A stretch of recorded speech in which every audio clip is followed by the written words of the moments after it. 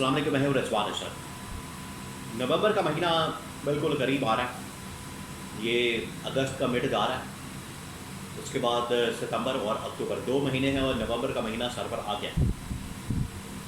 अब नवंबर का महीना क्यों अहमियत का हामिल है, क्यों अहम है? इस वजह से कि नवंबर के महीने में या तो अपॉइंटमेंट होगी नए आर्मी चीफ की, या फिर सिटिंग आर्मी चीफ को एक्सटेंशन दे दी जाएगी। दो ही सूरतें बन सकती हैं, लेकिन कोई भी आर्मी चीफ इतनी आसानी से दस्तबरदार नहीं होता अपनी एक्सटेंशन से, जिसकी वजह से हर रोज़ एक नया गेम प्लान तैयार हो रहा है।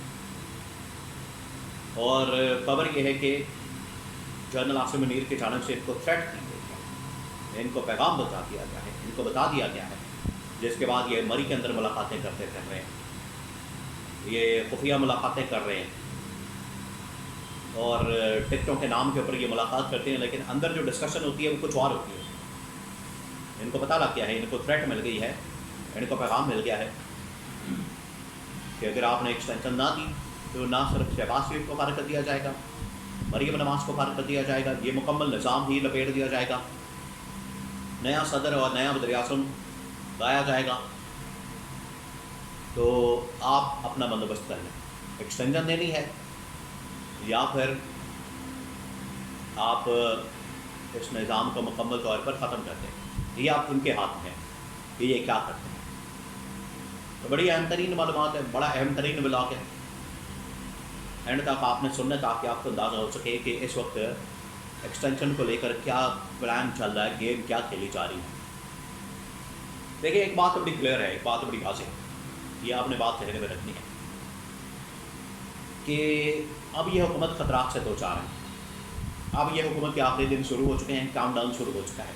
क्यों मैं ये बात क्यों कर रहा हूँ, आप ज़रा इमेजिन करें कि ये बात क्यों की जा रही है। इसके पीछे वजह यह है कि अगर ये आर्मी चीफ की एक्सटेंशन कर देते हैं, फर्ज करें कि आर्मी चीफ को एक्सटेंशन दे देते हैं, उस वक्त जो सिनेरियो बनेगा उस सिनेरियो के अंदर ये फिट ही नहीं बैठेंगे, उस सिनेरियो के अंदर ये आएंगे नहीं, क्योंकि उसके बाद आर्मी चीफ के पास इतनी ताकत आ जाएगी, उन्हें पता होगा कि ये आखिरी 3 साल है और अगली भी अगर एक्सटेंशन करवानी है तो उसके लिए पर हम अपनी मर्ज़ी का सेटअप पूरा बनाना पड़ेगा, नहीं तो ये फिर ब्लैकमेल करेंगे, ये इस्टेब्लिशमेंट के ख़िलाफ़ साजिशें करेंगे, ये इस्टेब्लिशमेंट के ख़िलाफ़ खिचड़ियाँ पकाएंगे, अपनी मर्ज़ी का निज़ाम ला के अगले इलेक्शन को निकालना, मैनिपुलेट करना, मैनेज करना और अपनी मर्ज़ी का सेटअप लाना, इदारों के अंदर अपनी मर्ज़ी के लोग बिठाना और टॉप पोजीशन के ऊपर अपनी मर्ज़ी के आदमी बिठाना। ये फिर इस्टेब्लिशमेंट का टास्क होगा, वो फिर फोकस कर लेंगे। अगर ये एक्सटेंशन नहीं देते, इनको धमकी पहुँचा दी गई है, धमकी दे दी गई है और अगले 1 महीने के अंदर अंदर इनको नोटिफिकेशन निकालना पड़ेगा गवर्नमेंट को, हुकूमत को। इनको कहा गया है कि अगर आपने एक्सटेंशन का नोटिफिकेशन ना निकाला इस डेट से पहले, रिटायरमेंट की डेट से पहले, तो आपकी छुट्टी करा दी जाएगी। तो दोनों सूरतों में अब ये फंस गए हैं, एक्सटेंशन दे के भी फंस जाएंगे, एक्सटेंशन ना दे के भी फंस जाएंगे, जिसकी वजह से बड़ी अहम तरीन मुलाकात हुई है मरी के अंदर, जहाँ पर नवाज शरीफ, शहबाज शरीफ, मरीम नवाज इन्होंने मुलाकात की है। इनको पता लग गया है कि अब हमें जो पैगाम आया है ये बड़ा ख़तरनाक पैगाम है। पहले भी आप देखें कि जब इन्होंने अपनी मर्ज़ी का लंदन प्लान तैयार किया, उसके अंदर अपनी मर्ज़ी का आर्मी चीफ जस्टिस लगाया, तो इनके साथ जो डील और मुक़ामत हुआ था वो यही हुआ था। असल में तो नवाज शरीफ अपने लिए सारा कुछ कर रहा था कि नवाज शरीफ ने वज़ीर-ए-आज़म बनना है और मरीम नवाज ने वज़ीर आला पंजाब बनना है, ये था प्लान। लेकिन बीच में से कुछ और निकला, नवाज शरीफ की बजाय शहबाज शरीफ को ला के बिठा दिया गया। सिंपल मेजॉरिटी का वादा किया गया था, वो भी नहीं दी गई। इवन कि नवाज शरीफ की अपनी सीट जो है वो स्टेक के ऊपर लग गई। हालत ये बनी। तो नवाज शरीफ के साथ तो धोखा किया गया। नवाज शरीफ सारी डील बना के आया था, अपनी मर्ज़ी का चीफ जस्टिस, अपनी मर्ज़ी का आर्मी चीफ, लेकिन सारा कुछ उल्टा पड़ गया। इस वजह से नवाज शरीफ उस धोखे का तो बदला लेगा, वो अब बदला लेके छोड़ेगा। ये नवाज शरीफ के एंगल से मैं बात कर रहा हूँ। नवाज शरीफ भी चाहेगा कि मैंने इस धोखे का बदला लेना, उसके लिए चाहे मुझे अब अपनी हुकूमत की कुर्बानी देनी पड़े, भाई की हुकूमत की कुर्बानी देनी पड़े, बेटी की हुकूमत की कुर्बानी देनी पड़े, मैं दूंगा, लेकिन अब मैंने बदला लेना। अब वो ये करेगा। अगली एक्सटेंशन, उसको पता है कि एक्सटेंशन दे के भी मुझे वजारत उस्मा तो नहीं मिलने वाली, मुझे क्या फ़ायदा होगा, मैं कि प्यार बच्चों खटे हैं। ये अब नवाज शरीफ के जहन में चल रहा है। जहाँ तक बात है शहबाज शरीफ की, तो शहबाज शरीफ इस बात के ऊपर वज़द है। अब शहबाज शरीफ को बड़ी हुई अपने इक़्तिदार की पावर की, हर कोई अपने एंगल से सोच रहा है और उस एंगल को आपने सामने रख के बात करनी है। शहबाज शरीफ क्या सोच रहा है? शहबाज शरीफ ये सोच रहा है कि किसी तरह से एक्सटेंशन के ऊपर नवाज शरीफ को कायल किया जाए, ताकि मैं इस्टेब्लिशमेंट के साथ डील बनाऊँ कि मैं आपको एक्सटेंशन दिलवा देता हूँ और मुझे 6 महीने, साल, 2 साल और मिल जाए।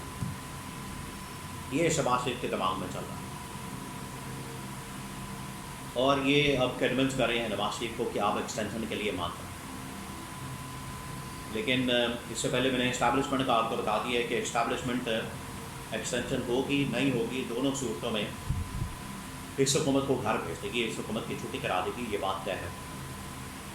एक और रास्ता निकाला जा रहा है इस्टेब्लिशमेंट की जानब से कि अगर ये नहीं मानते तो नया सेटअप जिसके अंदर मोहसिन नकवी को वज़ीर आज़म बना दिया जाए और उसके ज़रिए से एक्सटेंशन ली जाए और इमरान खान को ठंडा करने के लिए ये ना हो कि ये बाहर निकले, ये इमरान खान के साथ मिल जाए, इमरान खान के साथ मिलकर ये सड़कों पर आ जाएं।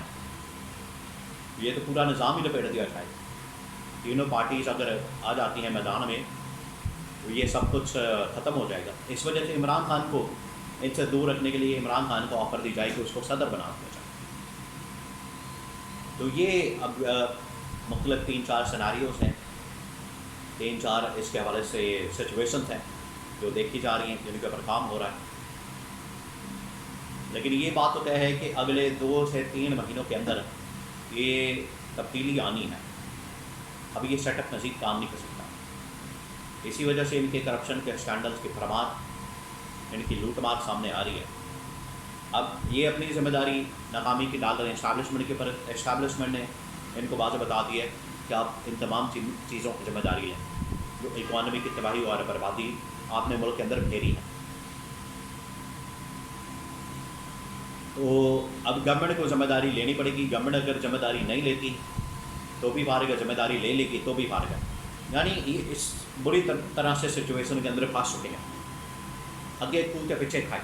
ये है इनकी सिचुएशन, आगे ये ना पीछे। तो अब हड्डी जो है इनके गले के अंदर अड़ गई है, फंस गई है, न बाहर आ रही है न अंदर जा रही है। ये इनकी सिचुएशन बन गई है और ये अब इससे निकलने वाले नहीं हैं।